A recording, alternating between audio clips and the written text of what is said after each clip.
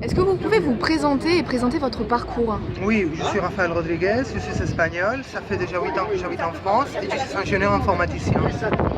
Vous êtes allé aux États-Unis, où vous avez notamment vu l'élection de Donald Trump. Exactement, ouais. Et c'est pour cela justement que ça m'a choqué profondément, ça m'a perturbé énormément. Et c'est pour cela justement que j'ai décidé de m'engager, surtout parce que je pense qu'en France, dans mon pays d'accueil, justement on peut faire de bonnes choses et c'est pour cela que j'ai décidé de porter les projets d'Emmanuel Macron.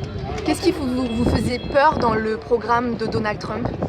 En fait, le programme de Donald Trump, c'est un programme xénophobe, c'est un programme raciste, c'est un programme dans lequel on ne croit pas dans la liberté, dans les égalités.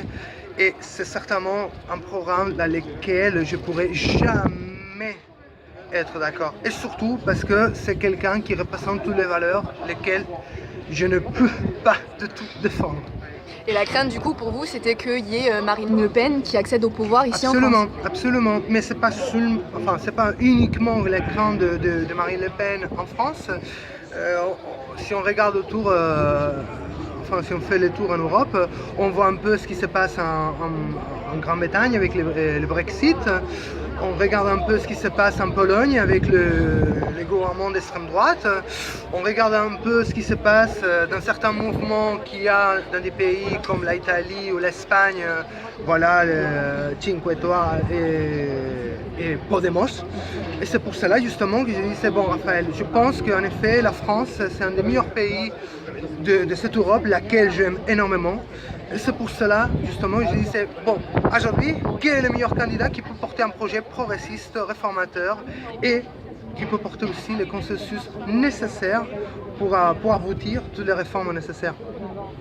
Et la réponse est claire, Emmanuel Macron. 65% des personnes sont d'accord avec moi. Ah, heureusement. Quelle va être la position d'Emmanuel Macron par rapport à la politique internationale et notamment Donald Trump? On sait que Donald Trump soutenait plutôt Marine Le Pen. Est-ce que les relations vont être tendues? Je pense qu'Emmanuel Macron portera une politique internationale justement dans la diplomatie et le plus respectueux possible.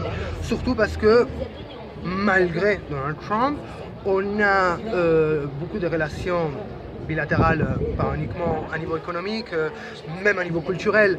Donc je pense qu'en effet, il va falloir s'entendre avec l'administration Trump et justement, je pense qu'Emmanuel Macron portera une politique internationale devant les États-Unis, justement avec l'ambition de continuer cette collaboration, mais bien entendu en respectant nos valeurs et justement les droits fondamentaux de la République. Une première réaction quand vous avez vu que c'était Emmanuel Macron qui avait gagné, qu'est-ce que vous avez ressenti?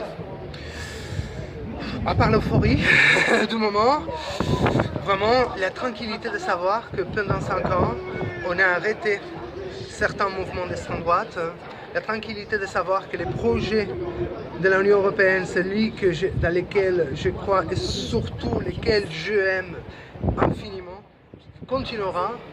Et surtout, il y aura quelqu'un qui pourra améliorer ces projets et surtout quelqu'un qui pourra amener jusqu'au bout les réformes nécessaires pour la France et pour l'Union européenne.